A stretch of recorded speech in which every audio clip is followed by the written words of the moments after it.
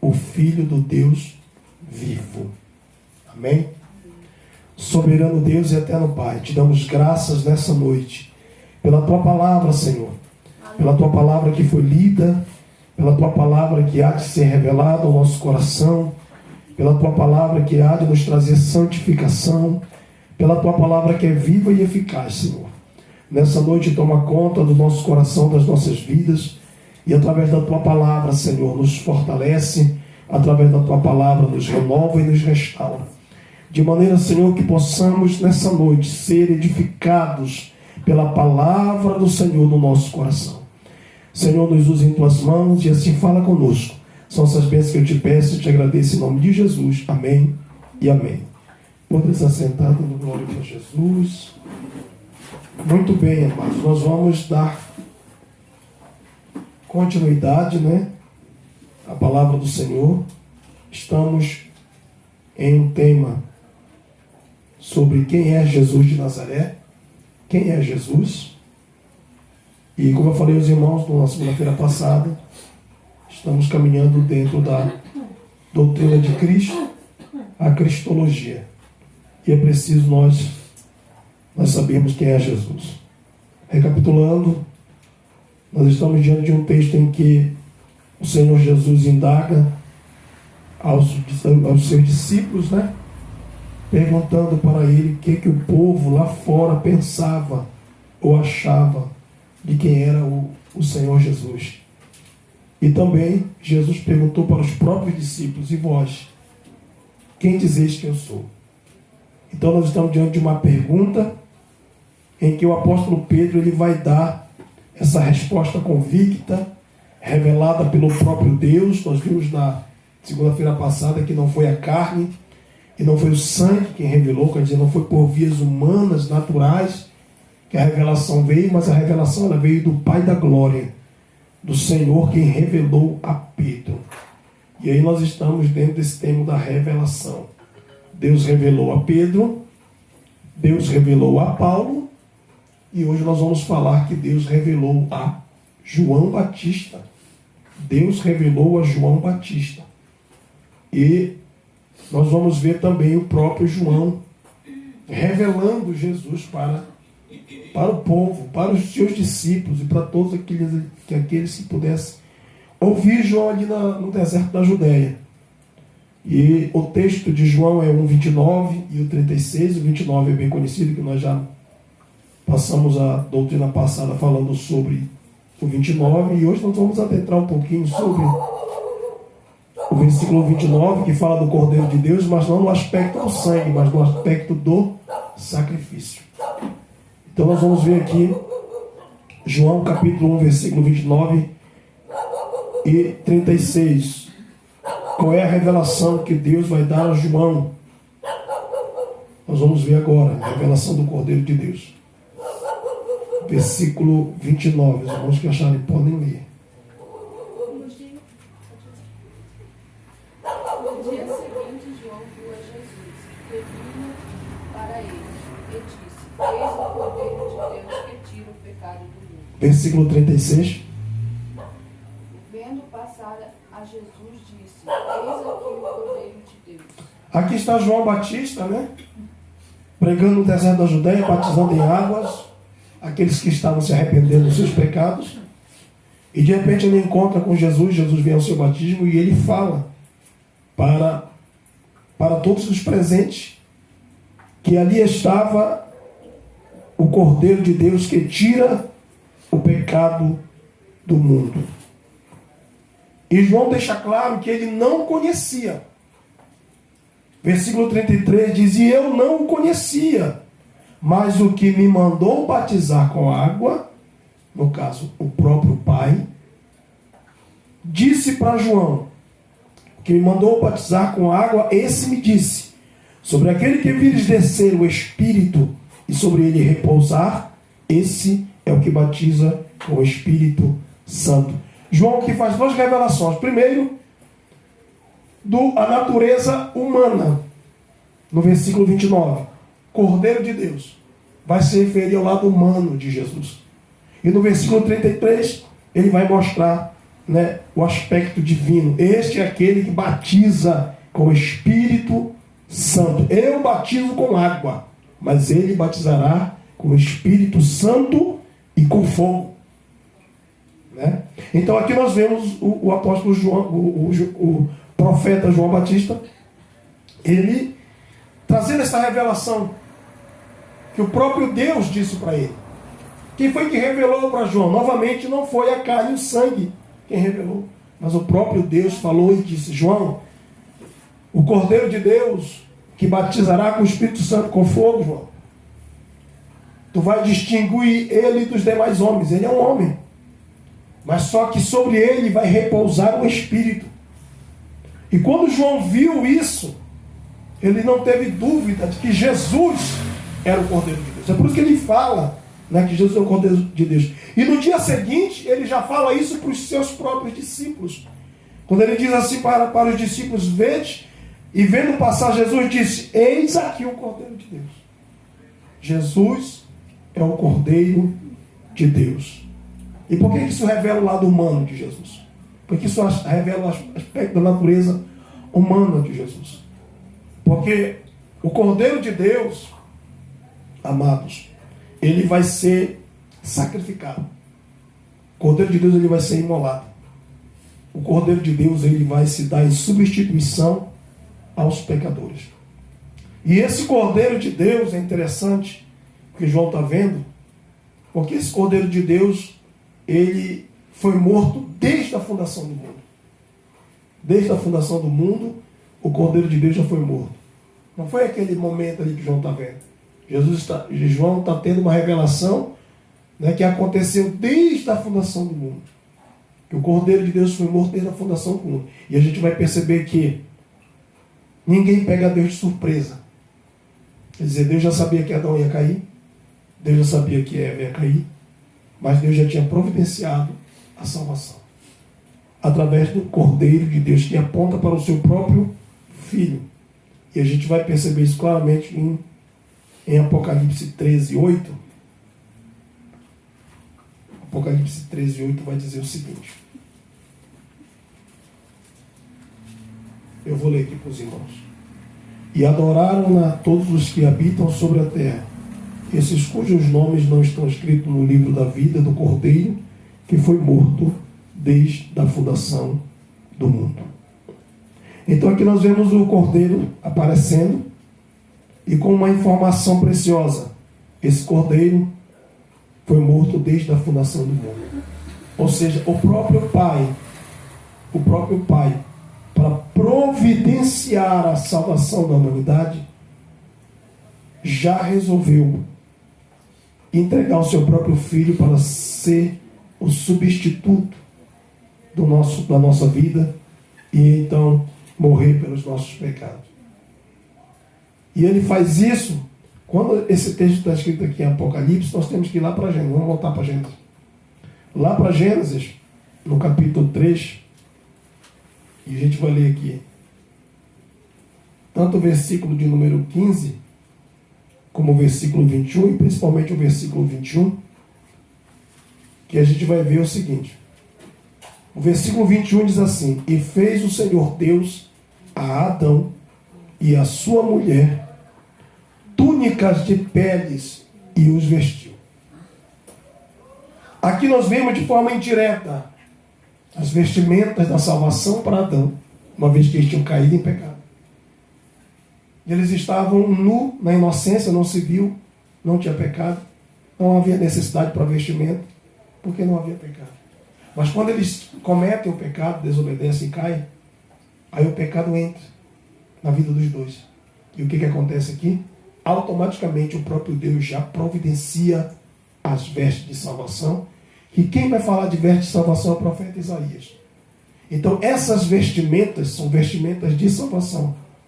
E o texto deixa claro que ela é de pele de animal. Deixa muito claro isso aqui.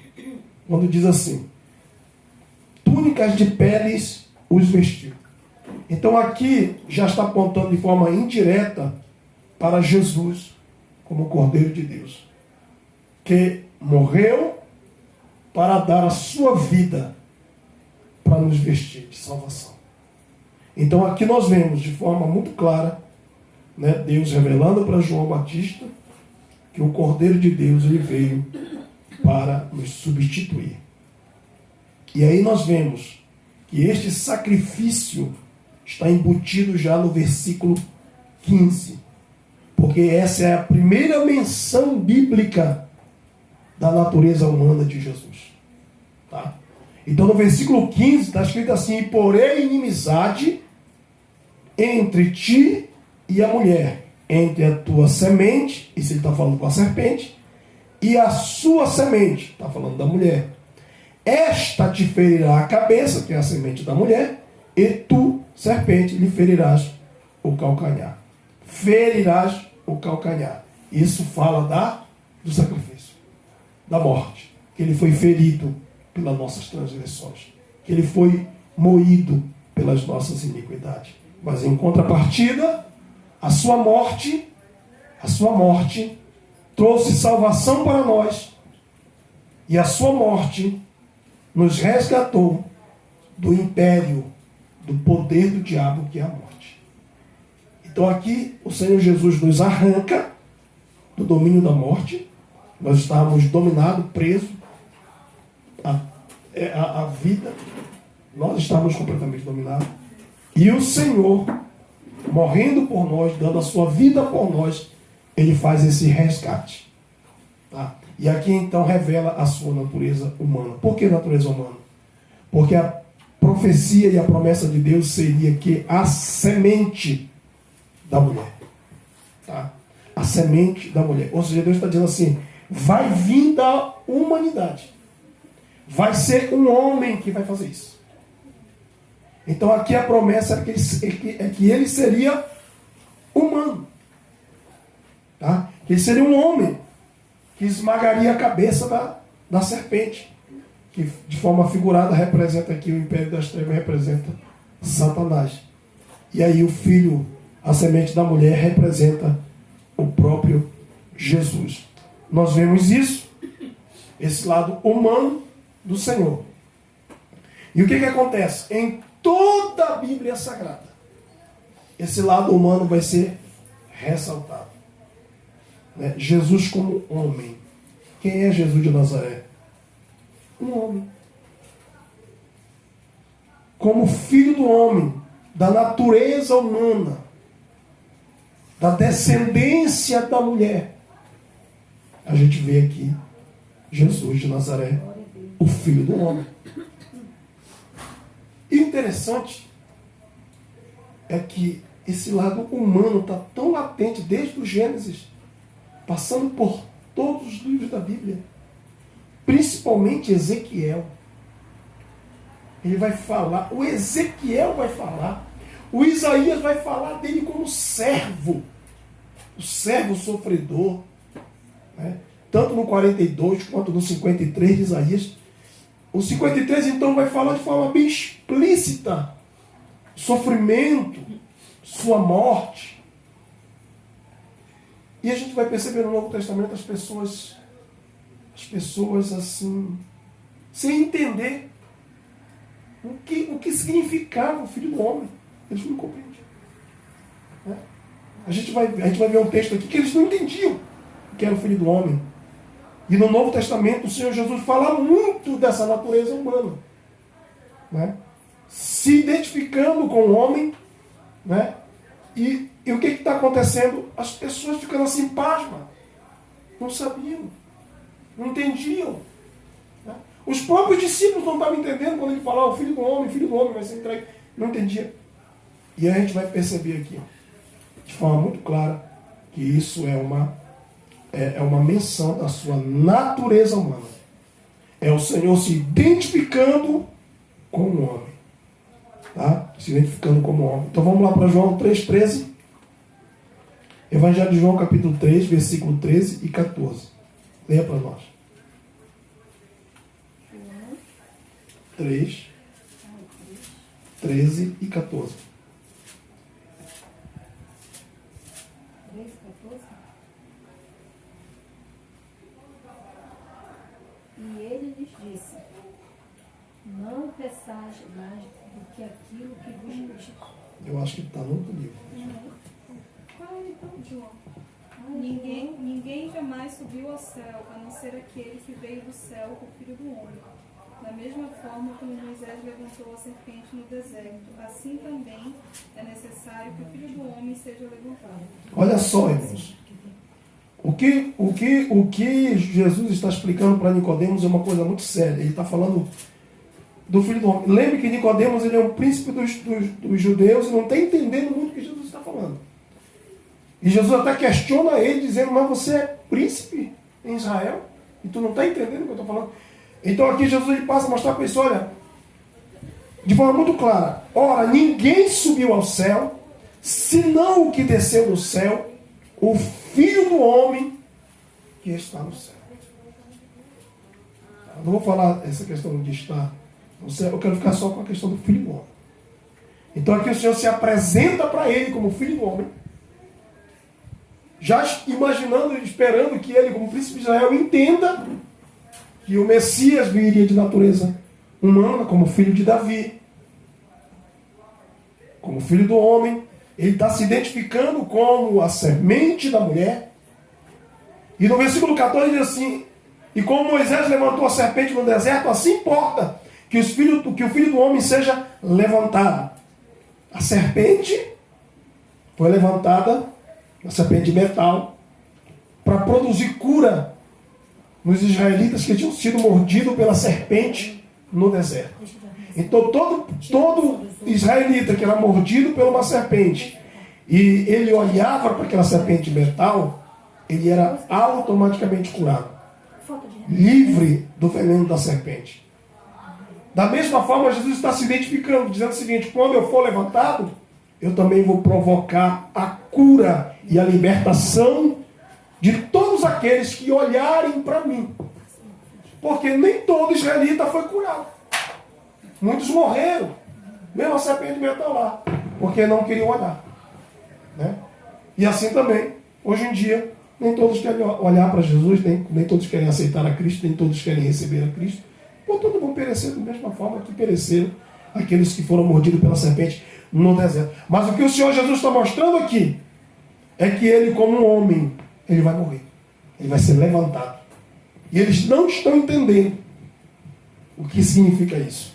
Né? Aqui o Senhor Jesus está se identificando com a natureza humana.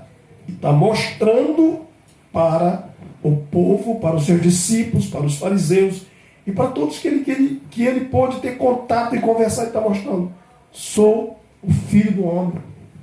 Sou humano. E vim aqui para morrer. Meu lado humano é o lado do sacrifício. Por isso que eu falei que a revelação que João Batista está tendo do Cordeiro é o lado do sacrifício. Tá? É o lado de ser imolado. Não é que Jesus era um animal, um cordeiro, não. Ele era homem. Mas da mesma maneira que o cordeiro no Antigo Testamento era sacrificado para ser substituto de um pecador, né, que seria livre do seu pecado e cairia sobre aquele cordeiro, da mesma forma aconteceria com Jesus na cruz. Tá? Então, quem é Jesus de Nazaré? Um homem. Filho a semente da mulher. Uma outra revelação importante: o Adão. Jesus é o segundo ou o último Adão. Jesus é homem. Adão é homem. Jesus é homem. Ele é o segundo Adão. Vamos ver isso aqui. Capítulo 15 de Coríntios. 1 Coríntios. Versículo...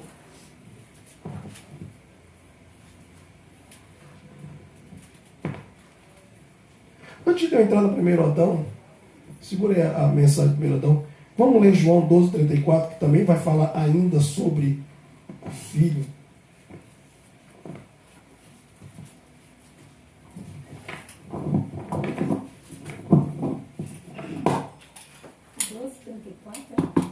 Isso.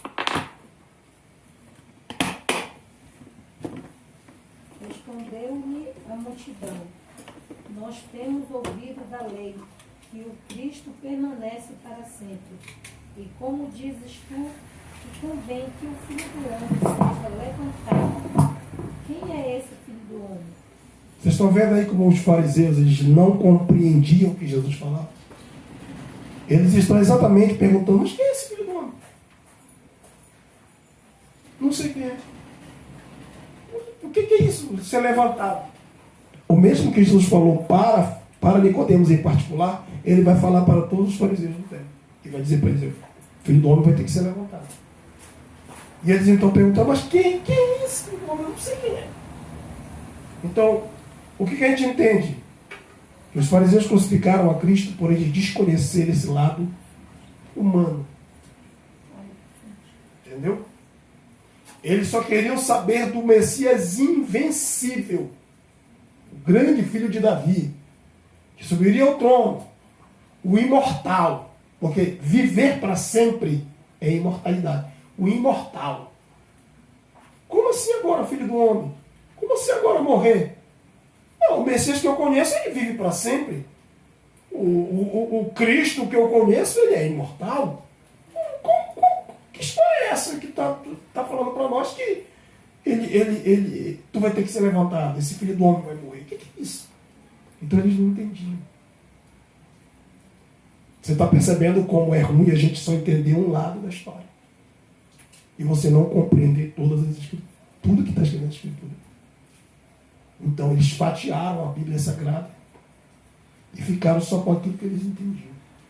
E eles menosprezaram o estudo. Mesmo isso tão estampado. Porque, meu irmão, se tu lê Isaías 53, tu chora. Lendo, tu chora. Está estampado. Né? O servo sofredor.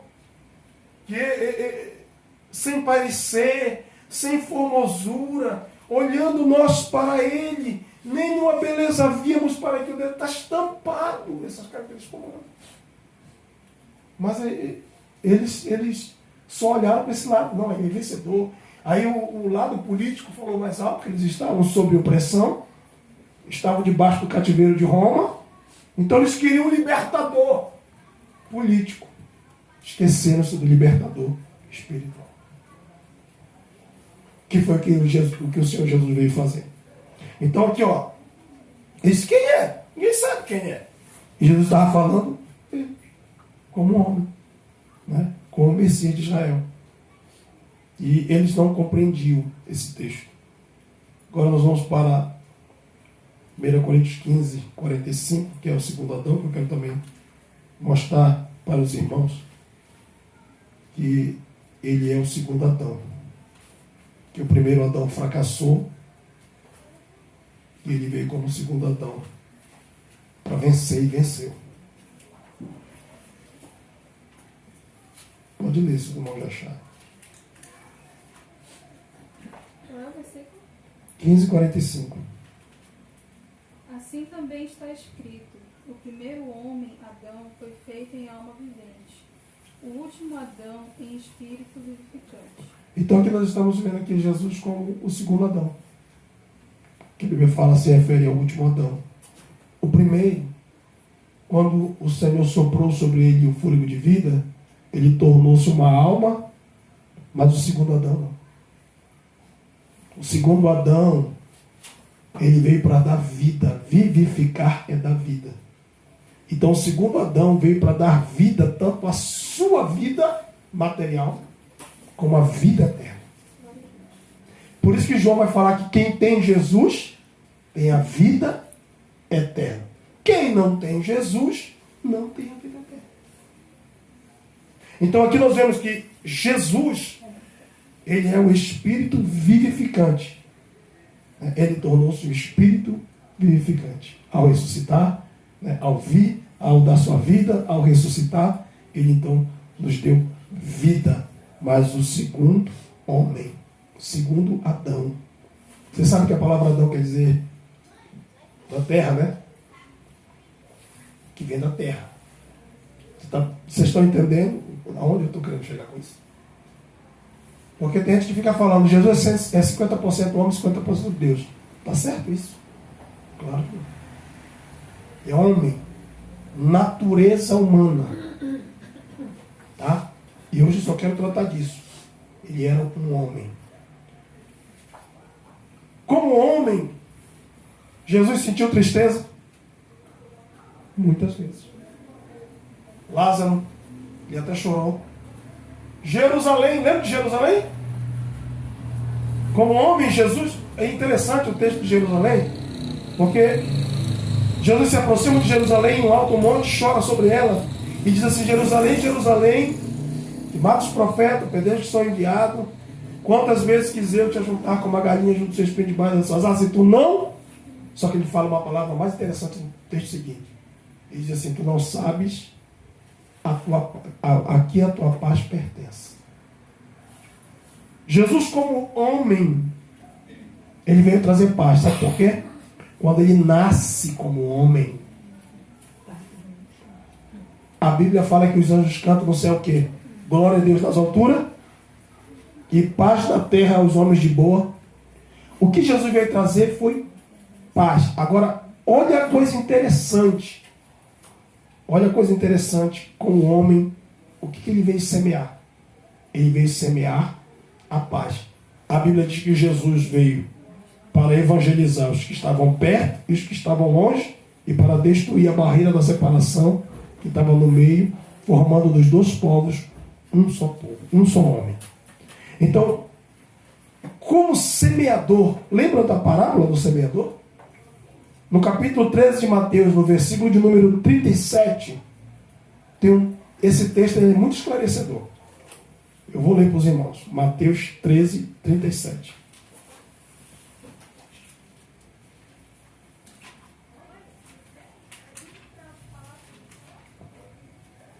Mateus 13, 37 diz assim: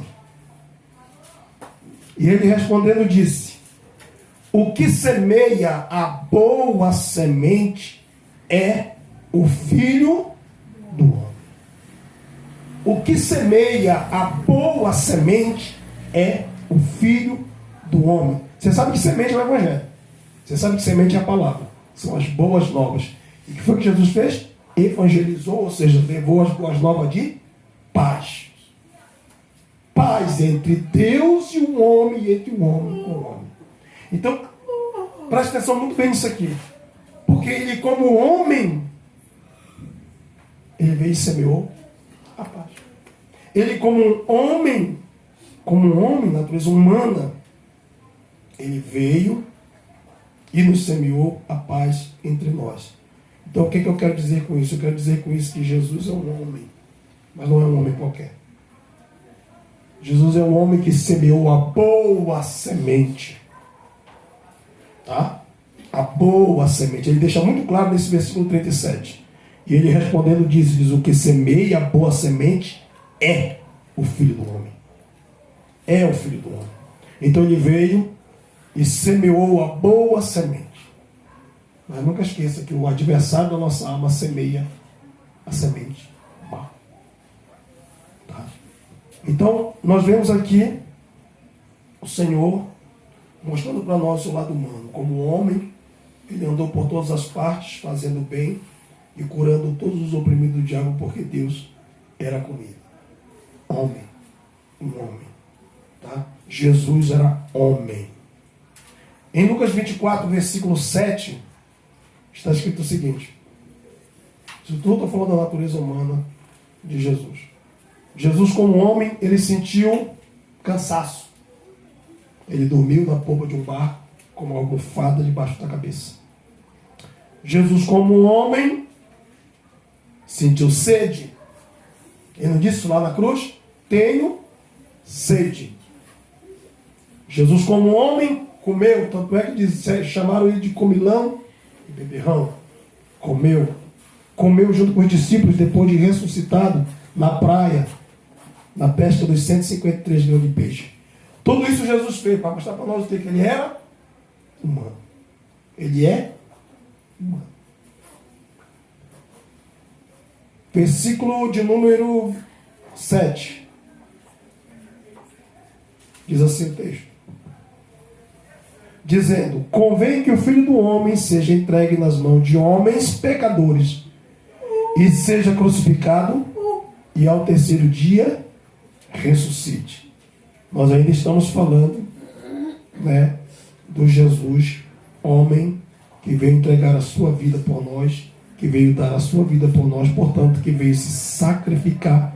Eis aí a figura da revelação do Cordeiro que Deus entrega para João. Então Jesus ele veio fazer isso. E ele falou isso com muita clareza para os discípulos. Mas os discípulos não compreendiam essas palavras. Eles não entendiam, parece que estava encoberto. Para eles não compreendiam. Filho do homem, se entregue, morrer, seja morto, ressuscite. E eles ficavam assim com medo de perguntar para Jesus o que significava aquilo. Mas naquele momento eles não entendiam. Eles vieram entender depois que ele morre e ressuscita. E que ele então vai falar para eles, ele então vai se lembrar dessas palavras. Porque aqui, na ressurreição, quem está falando essas palavras são os anjos. Convém que o Filho do Homem seja entregue nas mãos dos homens pecadores e seja crucificado e ao terceiro dia ressuscite. Os anjos estão dizendo, vocês não lembram? E quando ele estava com vocês vivo, pregando, ele não dizia essas palavras? Que ele iria ser entregue na mão dos pecadores, que ele iria morrer. Porque até então, o fato dele morrer estava muito obscuro. Lembra que eu disse que os fariseus tinham uma ideia? Os judeus estavam com uma ideia fixa, voltada para o Jesus imortal. Não entendiam eles que a morte de Jesus, ele disse, eu dou a minha vida, ninguém tira de mim, eu dou a minha vida. Ele está falando do seu lado humano, como substituição pelos nossos pecados, ele morreria. E é aí que está a nossa vitória. Não só na sua morte, mas também na sua ressurreição. E principalmente na sua ressurreição. Então nós vamos ver aqui que Jesus está falando essas coisas, mas eles não estão entendendo. E hoje muita gente tem muita dificuldade de compreender Jesus como um homem. Sim, era homem. Sentiu frio, sentiu calor, sentiu fome, sentiu sede, sentiu cansaço, dormiu, sentiu alegria, sentiu tristeza. Teve um dia que ele sentiu tanta alegria que ele disse, ó Pai, eu te louvo, eu te glorifico, porque tu resolveste revelar essas coisas pequeninos, né? E ocultaste essas coisas dos sábios e entendidos. Então Jesus se alegrava, Jesus sorria, Jesus ficava triste. Isso tudo sentimento humano. Aí nós vemos aqui Marcos 10, 33 e 45, e diz o seguinte. Me acompanhe lá. Marcos capítulo 10, 34 e 45. 34 diz assim. 33, desculpe, diz assim. Eis que nós subimos a Jerusalém, e o Filho do Homem será entregue aos príncipes dos sacerdotes e os escribas, e o condenarão à morte, e o entregarão aos gentios, e o escarnecerão, e açoitarão, e cuspirão nele, e o matarão. Mas ao terceiro dia... Vocês estão entendendo que os discípulos ficavam assim? O que está falando? Ele não é o Messias? O Messias não perece. O Messias é imortal. Então eles ficaram com... Olha, os dois discípulos a caminho de Emaús, lá em Lucas 24. Eles não estavam tristes. Um olhando para a cara do outro e murmurando, né? Porque nós pensávamos que era ele. Nós imaginávamos que era ele. Por que eles estão pensando assim? Por causa desse entendimento das Escrituras que o Messias era imortal e, portanto, jamais morreria. E eles estão lá angustiados. Aí Jesus se apresenta no meio deles. E mostra nas Escrituras todo o sofrimento. Né? Salmo 22, Salmo 69, Isaías 53. Jesus mostra tudo para eles. Até que eles percebem que era Jesus. Então, hoje, muita gente na igreja também não está entendendo. Não está compreendendo quem é Jesus. Ele é homem. E como homem, ele sentiu a dor que tu sente, a tristeza que tu sente, a alegria que tu sente. Tá? Como homem, ele sente tudo isso. Tá? Amados. É importante que eu diga isso para meus irmãos. Por quê? Porque muitas das vezes a gente não consegue compreender essas coisas. E fica assim, sabe? Como se Deus, como se Jesus não soubesse, como se Jesus não sentisse, como se Jesus, sabe, não entendesse o que eu e vocês estão passando. Vamos para Hebreus 4:15. Vamos começar no 14. 4, 5, Não, 4, 14 e 15. 4, 14, 15. Lê lá. Porque em certo lugar disse assim, no dia 7. Eu acho que você está lendo outro texto. Não é Hebreus? 4, 14 e 15. 14 aqui. É. Visto que temos um grande sumo sacerdote, Jesus, Filho de Deus, que penetrou nos céus, retenhamos firmemente a nossa confissão, porque não temos um sumo sacerdote que não possa compadecer-se das nossas fraquezas, porém um que, como nós, em tudo foi tentado, mas sem pecado. Note a expressão aí, como nós. Perceberam isso aí no versículo 15? A revelação que Hebreus está passando para nós é Jesus, nosso sumo sacerdote. Como sumo sacerdote, ele é nosso intercessor. Homem. Um que, como nós, homem, natureza humana. Um que, como nós, em tudo foi tentado. Porém, tem uma diferença de Jesus para nós. Qual é? Está no texto. Ele não pecou. Ele não pecou. Mas no resto, sentiu fome, sentiu sede, sentiu cansaço, sentiu dor, sentiu alegria, sentiu tristeza, andou, caminhou, entendeu? Dormiu. Tudo ele fez. Comeu, bebeu, evangelizou, curou enfermos, visitou, libertou os oprimidos. Aqui Jesus está mostrando, eu não sou diferente. Sou como vocês. É por isso que Hebreus vai dizer assim, porque não temos um sumo sacerdote que não possa se compadecer das nossas fraquezas. Porque ele também foi como nós. Sabe as limitações do nosso corpo? Ele também teve. Ele teve limitação do corpo. As fraquezas. Tudo ele passou. Mas só que ele nunca passou. Esse é o diferencial. Como sumo sacerdote, nos chama a atenção para um fato de que ele é intercessor. E como intercessor, nós temos que ler 1 Timóteo 2 e 5. Para a gente entender uma coisa importante aqui. Como homem, gente. Aleluia. Como homem. Isso é muito importante que a gente entenda. A natureza humana. Já vou terminar, tá? Já abriram em 1 Timóteo 2, 5? Pois há um só Deus e um só mediador entre Deus e os homens, o homem Cristo Jesus. O homem! Tá? A intercessão, irmão, se deu pelo homem. Pelo Cristo Jesus. Quantas vezes você não viu ele para o monte orando? Passando a noite toda clamando. Ele precisava? Não. Mas como homem, ele necessitava. Era necessário, porque senão ele não suportaria. Então, como homem, ele tinha que ir para o Getsemane. Ele tinha que ir para o monte. Ele tinha que passar a noite orando. Ele tinha que levantar cedo, ainda escuro, na madrugada, para buscar. Quando a gente fala de oração, que a gente vai para a vida de Jesus, a gente fica até meio constrangido. Porque Jesus passava a noite toda orando. Jesus subia para o monte para orar. Jesus levantava cedinho, ainda escuro, de madrugada, e buscava. Tudo isso é ensinamento para nós. Que só quer orar à luz do dia, que só quer orar meio-dia, que só quer orar 3 horas da tarde. É muito fácil. Mas ele mostra para nós que a oração é um sacrifício. Então aqui nós vemos aqui o Senhor Jesus mostrando para nós o seu lado de intercessão. Isaías 53 vai falar que pelos pecadores ele intercedeu. Intercede até no último momento. Pai, perdoa porque não sabe o que está fazendo. Até no último momento que ele está orando, está intercedendo.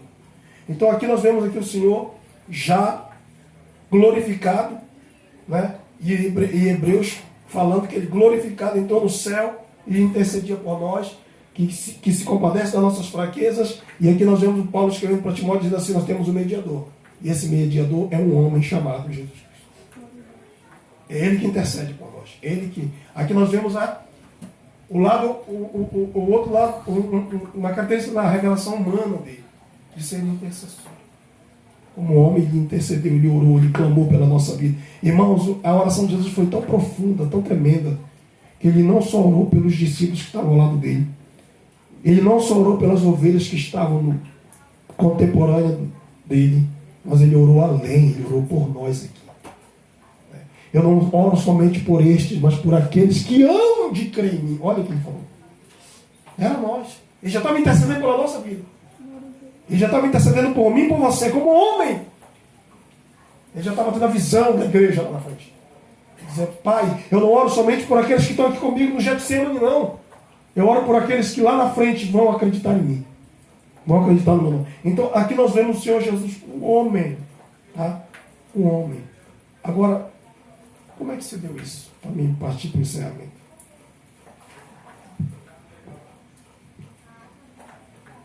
A gente vai aprender que Jesus é Deus. Eu acredito que será o próximo ponto.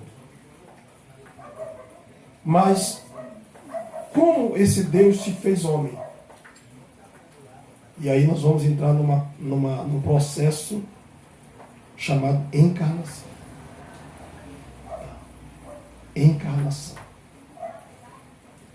O Deus que vai se fazer homem. Tá bom? Como se deu isso? Deixa eu mostrar uma coisa para vocês bem interessante. Gálatas capítulo 4, versículo 4.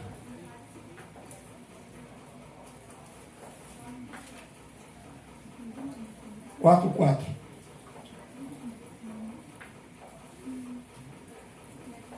Mas quando chegou a plenitude do tempo, Deus enviou seu filho, nascido de mulher, nascido debaixo da lei. Versículo 4, né? Mas, vindo a plenitude dos tempos, Deus enviou seu filho, nascido de mulher, nascido sob a lei. Quando ele fala nascido de mulher, ele está se referindo à natureza humana. Tá? O homem Jesus nasceu. Mas ele nasceu como? Na plenitude dos... Isso é importante a gente falar rapidinho, eu não vou me aprofundar muito nisso. Mas o que é a plenitude dos tempos aqui? Bom, basicamente, o mundo foi dividido em quatro grandes impérios. Babilônico, Medo-Persa, grego e romano. O que fez o Império Babilônico? Ele dominou, né, e implantou um regime dominador. O que fez o Império Persa? Ele cuidou da navegação, expandiu a navegação, expandiu as estradas e levou a comunicação. O que fez o Império Grego-Macedônio? Ele expandiu a língua. Uma só língua. Esses impérios, eles prepararam o terreno para Jesus vir. Isso é chamado de plenitude dos tempos. Então, quando isso começou a acontecer, quando Deus começou a levantar esses impérios, era para isso, era para preparar o momento para o filho dele vir. Então, aqui os babilônicos botaram, dominaram, fizeram seus vassalos, dominaram um território grande. O Medo-Persa expandiu um pouco mais, levou a comunicação para que dentro desse domínio tivesse intercâmbio. O macedônico, que é o Império Grego, eles colocaram a língua grega, né? Que chamam de helenização, koiné. Então procurou levar a língua grega para todos falarem no Império, uma só língua. E o que é que os romanos fazem? Os romanos ampliam tudo isso e principalmente eles fazem uma coisa importante, eles colocam leis e ordens ferrenhas e com isso os seus vassalos eles ficam debaixo dessas leis, se submetem a essas leis e aí acontece aquilo que a história chama de Pax Romana, né? A paz romana. O comércio está grande, a navegação está grande, o correio está grande, a comunicação está grande, estradas para tudo quanto é lado, interligando o império todo. E aí essas coisas todas facilitaram para a vinda de Jesus. Lembra que eu falei em Mateus 13:7, ou 13:27, que eu disse que Jesus é o Filho do homem que semeou a boa semente? Pois então, tudo isso o nosso Deus Pai preparou para que Jesus viesse com seus discípulos e expandisse o seu reino. Andasse, pregasse, pudesse falar para todos entenderem e escutar. E assim aconteceu a plenitude dos tempos. Ele veio como homem, e como homem pregou, evangelizou, levou a paz, tá? E fez com que todos pudessem ter conhecimento de Deus. Todos aqueles que quiseram conhecer a Deus. Porque muitos não queriam. E até hoje também muitos não querem.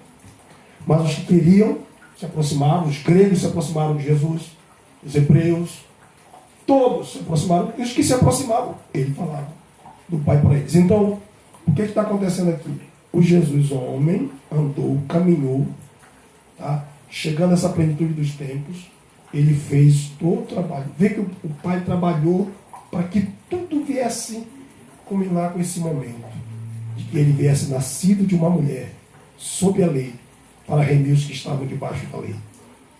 Para a fim de a gente receber a adoção de filho. Então aqui nós estamos vendo que o Jesus homem, o homem Jesus, ele veio no momento certo, na hora exata, para nos remir. Tá? A plenitude dos tempos fala disso, para nos remir. Ele nasceu de uma mulher. Aí acontece a questão da encarnação. Porque quando o anjo Gabriel visita Maria e fala para ela, olha, você vai ter um filho, o nome dele será Jesus, e ele será o Filho do Deus Altíssimo. Mas como vai acontecer isso? A sombra do Onipotente te cobrirá. Porque o santo que tinha de nascer será chamado Filho, mas isso é para o próximo tópico, Filho de Deus. Tá? Filho de Deus. Agora o que acontece aqui? O Jesus, homem, se encarnou. E aí é João 1,14. Vamos ler rapidinho João 1,14. Alguém abra João 1,14, o outro abre em Filipenses 2:8. E por último alguém abra em 1 Timóteo 3,16. Vamos primeiro para João 1,14 e a gente encerra agora. João, Evangelho de João, capítulo 1, versículo 14. E o Verbo se fez carne, e habitou entre nós, e vimos a sua glória, como a glória do unigênito do Pai, cheio da graça e da verdade. E o Verbo se fez carne, humano, homem. Tá? E o Verbo se fez carne. Aqui ele encarnou. O Verbo de Deus, a palavra de Deus, o Logo de Deus se encarnou. E João disse, e vimos a sua glória. Filipenses 2:8. Já achou ler? Sendo encontrado em forma humana, humilhou-se a si mesmo e foi obediente até a morte e morte de cruz. E sendo encontrado em forma humana, humilhou-se a si mesmo, sendo obediente até a morte e morte de... Como homem ele vai morrer. Tá? Então ele vem, assume a forma humana e como homem ele vai até... Esse era o propósito. Lembra do cordeiro que foi imolado desde a fundação do mundo? Ele veio para isso, para dar a sua vida pela nossa vida. Agora nós vamos ler 1 Timóteo 3,16. E a gente encerra. Sem dúvida alguma, grande é o mistério da piedade. Aquele que se manifestou em carne foi justificado no Espírito, visto dos anjos, pregado aos gentios, crido no mundo, recebido acima, na glória. Que coisa bonita. E sem dúvida alguma, grande é o mistério da piedade. Aquele que se manifestou em carne, aqui está falando da humanização, da carne dele, lá do humano. Aquele que se manifestou em carne, foi justificado em espírito, visto dos anjos, pregado aos gentios, crido no mundo e recebido acima na... Isso é Jesus, irmão. O Jesus homem. Tá? O Jesus que se manifestou em carne. Vocês entenderam? Visto pelos anjos e pregado aos gentios, crido no mundo e recebido acima na glória. Alguém vem com essa conversa fiada dizer que Jesus nunca foi homem, você já tem munição suficiente para dizer. Ele foi um homem e como nós, ele também passou por momentos difíceis, lutas e provações, mas sem pecado. E como homem, ele veio exatamente para morrer por nós. Esse é o lado humano. É para nos substituir. É para morrer por nós no pecado. É para nos dar a vida eterna, nos dar a salvação eterna. Então fique de pé, porque nós temos um Jesus agora que é sumo sacerdote, entrou no céu e ele está nesse momento intercedendo por todos nós, pela nossa vida. Amém? Que Deus abençoe a igreja com esta palavra. Vamos orar e agradecer ao Senhor. Nosso Deus e Pai, no nome de